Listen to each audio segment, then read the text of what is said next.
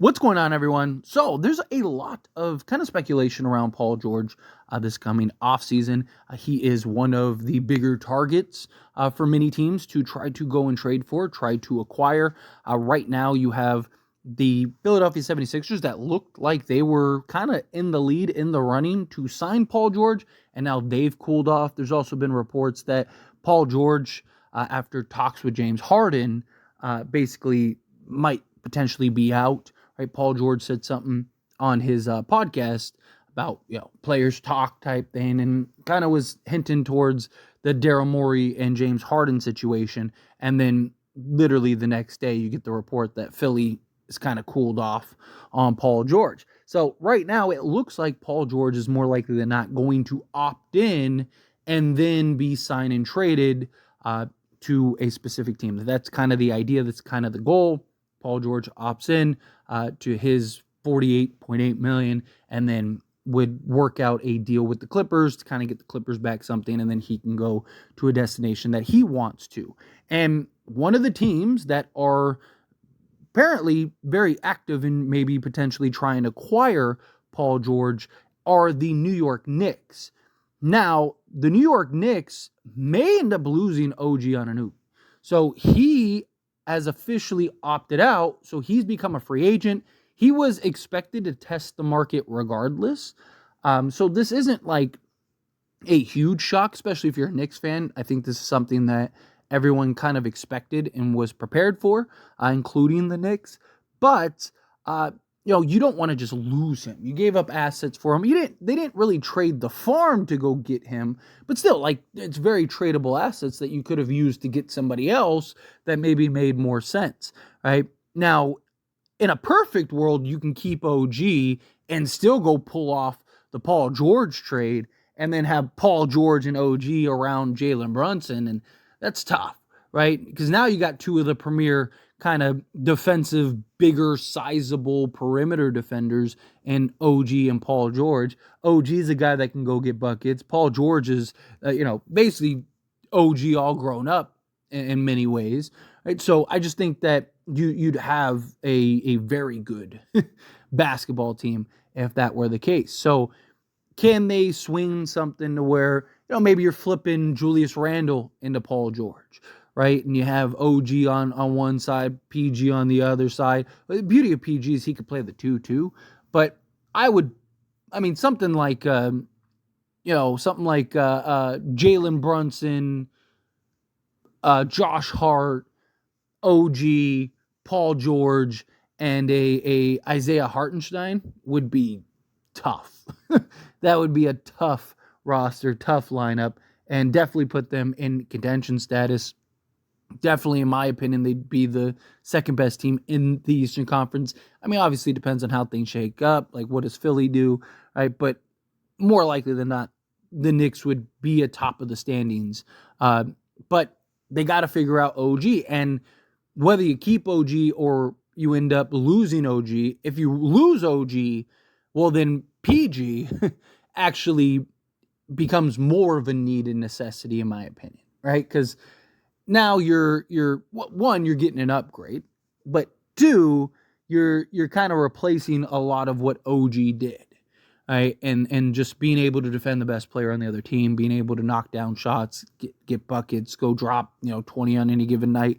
Paul George would give you that ability as well on a higher scale, because he's one of the best just scorers, period. And especially the difficulty shot making, he might be top 3 in the league in that regard. Like, just the difficulty in shots that he's able to make are insane. And on top of that, his over-the-top shooting, I think, would go a long way, in particular for the Knicks, and just give you that real scoring option that wouldn't take away from Brunson, in my opinion. Right? That's the beauty of Paul George, is that he is a guy that is good off ball, he's good on ball. He's just a really good player, period. And if you're going to get another star, you don't want to get a star that's going to take away from Brunson, right? You want to get somebody that complements Brunson and allows Brunson to basically be Brunson, and then you have that guy that's trickling in and basically being another closer, taking some of the scoring pressure off.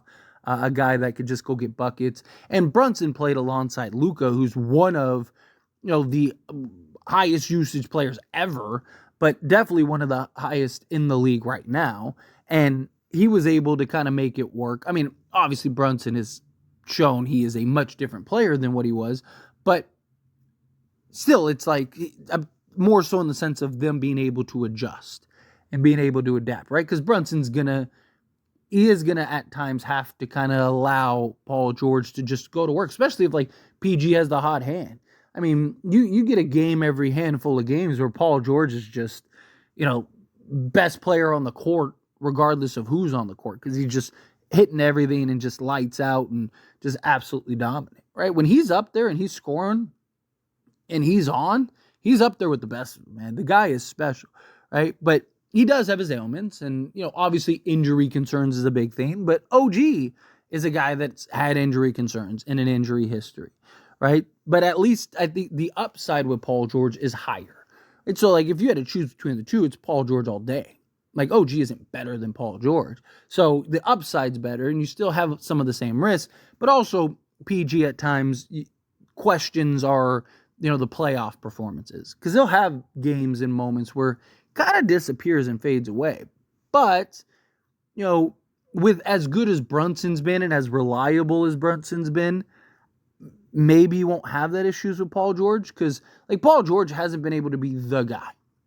Right? He was the guy in Indiana, but that team was also really good, stacked, just different circumstances, right? Like, I mean, you could if it wasn't for Miami Heat and LeBron, Paul George might have some hardware already, right? He might have a ring or two in his closet, right? Or in his trophy case, whatever, right? Like, so, he's a guy that is capable, and you're going to get a playoff game or two where Paul George basically wins it for you single-handedly too, because he's just, again, firing on all cylinders. So I think if you can work it out to land Paul George, whether you keep OG or not, it's just, if you can land Paul George, that would be absolute money. And like I said, you're definitely gonna have to trade Julius Randle, because you got to get to $48 million in salary.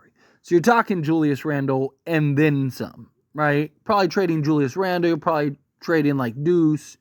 You're probably trading several key guys. But to me, like I said, I mean, to have a starting five of Brunson, Hart, OG, PG, and Hartenstein, again, that's just so tough. That would be such a tough roster.